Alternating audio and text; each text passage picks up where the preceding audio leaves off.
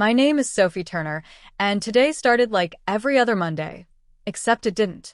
The moment I walked into the glass-walled office, the hum of fluorescent lights felt heavier. I was reviewing payroll reports, triple-checking overtime entries, when my boss, Mr. Callahan, leaned over the cubicle wall with that same smug grin. "Sophie," he said, tapping my stack of reports like they were sticky notes. "Just HR, right? Don't stress about the big decisions." I smiled, but it was the kind of smile that hides a storm. Just HR. The words echoed in my head as I clocked his heels clicking away. Everyone around me chuckled, thinking it was a harmless jab. I went back to my spreadsheets, my fingers tracing formulas and employee IDs, but inside, a plan was already forming. This wasn't just another insult. It was an invitation.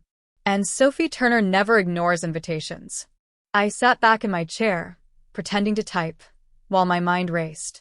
The HR software I managed wasn't just a filing system, it was the lifeline of every department.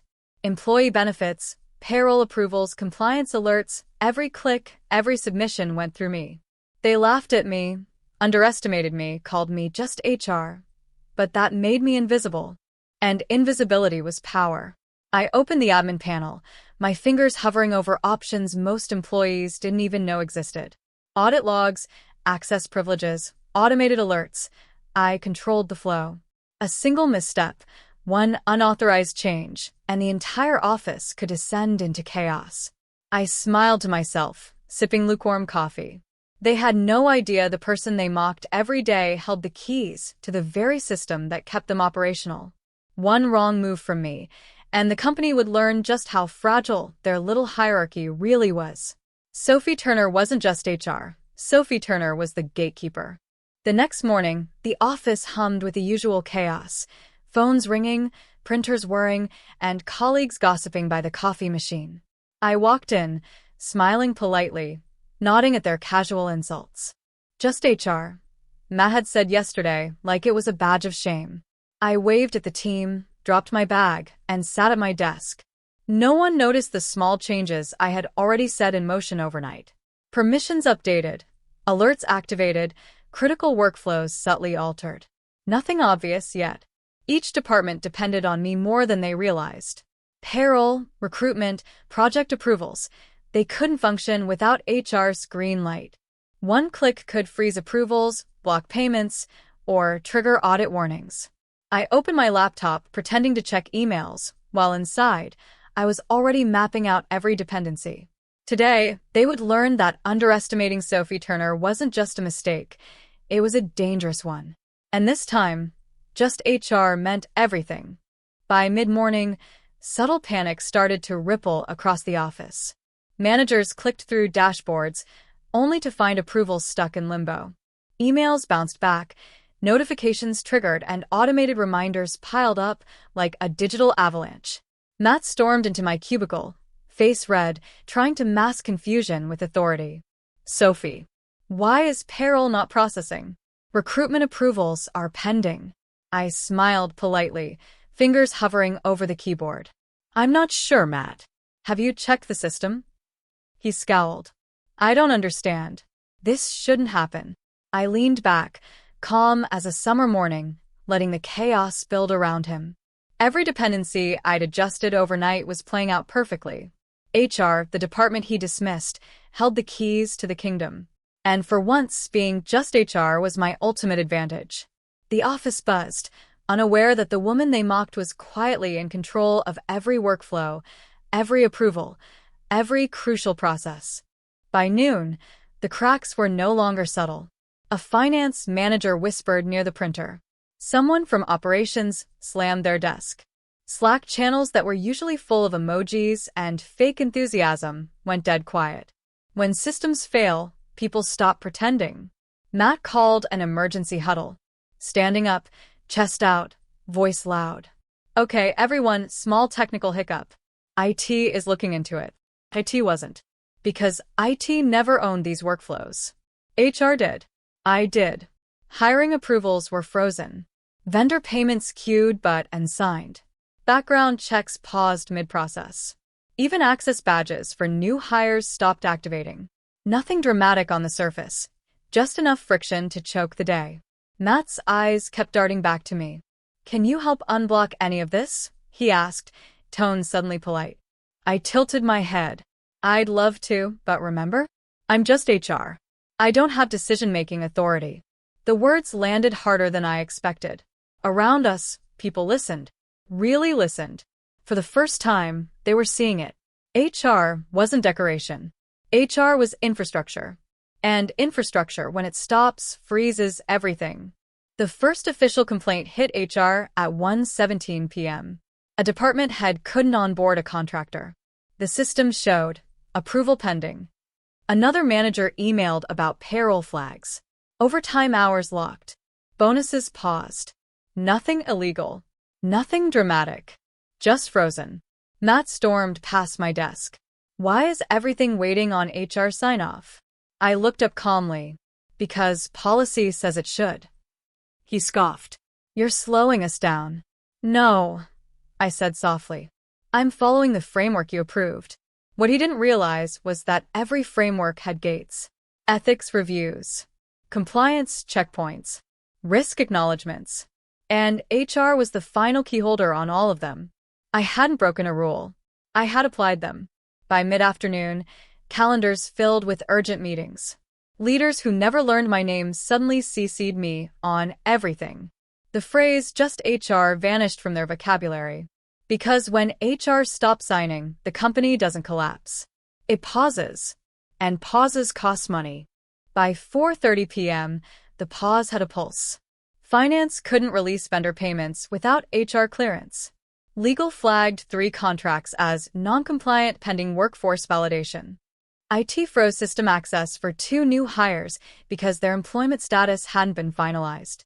Every department felt it, like oxygen thinning one floor at a time.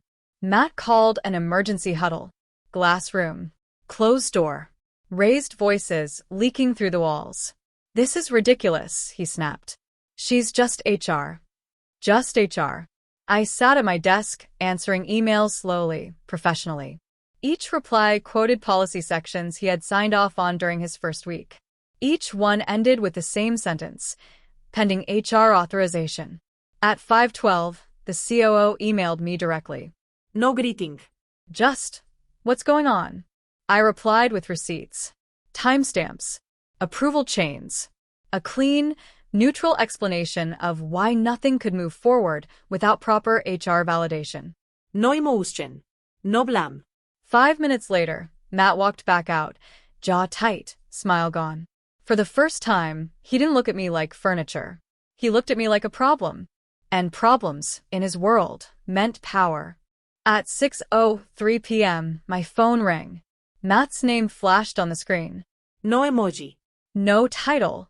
Just his name, naked and urgent. I let it ring twice before answering. "We need to talk," he said, voice lower than usual. Controlled. Careful. The tone men use when they realize the floor has shifted. "I'm still on the clock," I replied. "What's the issue?" Silence. Then, "Systems are locking up. Compliance says we're exposed. The board wants answers." I glanced at my screen. 47 pending approvals. 12 compliance holds. 3 regulatory alerts quietly ticking toward red. "All standard procedure," I said. "Triggered automatically when HR authority is unclear." "But you're here," he snapped. "You haven't been terminated yet." I smiled, though he couldn't see it. "Actually," I said, opening the email he'd sent hours earlier, "your wording matters. You removed my authority at 2:14 p.m. That creates a gap. And gaps freeze companies." Another pause. Longer this time. "So, what do you want?" he asked. I closed my laptop. "I want you to understand something," I said calmly. "This company doesn't run on titles. It runs on permissions." By 6:11 p.m., the emails started flooding in. Not to me directly. To the generic HR inbox. To compliance. To legal. Subject lines screamed urgency in bold capitals. Access failure. Approval pending. Regulatory risk. I watched them stack up like dominoes. Matt called again. This time, I didn't let it ring. We're getting calls from vendors, he said. Payroll can't release funds. Procurement is frozen. What did you do? I did nothing, I replied. The system did exactly what it was designed to do. That system answers to you, he said. No, I corrected him. It answers to governance. I just happen to be the last verified authority. I pulled up the dashboard. Green boxes turning yellow. Yellow slipping toward red. Each color change meant a department losing oxygen. You called me just HR, I continued. But HR controls access. Access controls action. On his end, I could hear breathing. Fast. Uneven. Fix it, he said. Not demanded. Asked. I leaned back in my chair. Fixing comes later, I said. First comes respect. The line went quiet. And silence, I'd learned, is leverage. By 6:23 p.m., the building was still full, but nothing was moving. People sat at their desks staring at screens that refused to load. Swipe cards failed at secure doors. A senior manager stood arguing with a printer like it had personally betrayed him. The company looked busy, but it was paralyzed. I received a message from legal this time. Short. Careful. Polite. We need to understand the scope of the issue. I smiled. They finally understood there was a scope. I replied with one line. The issue is compliance-based and self-correcting. That was true. And terrifying. Matt called again. I answered. We're exposed, he said. If regulators notice. They will, I interrupted calmly. Automated alerts trigger after 30 minutes of noncompliance. How do you know that? He asked. Because I wrote the escalation policy, I said. While everyone else was busy calling HR support staff. On my screen, a timer blinked. 12 minutes left before the first external notification. You still have time, I added. To apologize. To document the termination properly. To reinstate authority. Silence stretched. Then, quietly, what do you want? I looked at the timer. I want my role respected, I said. And my power acknowledged. Outside, sirens wailed somewhere in the city. Inside, the countdown continued. Matt didn't answer right away. I could hear breathing on the line. Papers shuffling. A door closing. Somewhere behind him, the panic had finally found a voice. You're enjoying this, he said at last. No, irraplia. I prepared for it. At 6:35 p.m., my phone lit up again. This time it wasn't Matt. It was the chief operations officer. She never called HR directly. Ever. We have regulators requesting access logs, she said without greeting. Why can't we produce them? Because the certified authority was terminated, I said. That authority was me. Another pause. Heavier than the last. You're telling me, she said slowly, that removing you shut down our compliance visibility? Yes, I answered. Among other things. Across the city, our largest client had just flagged a delay.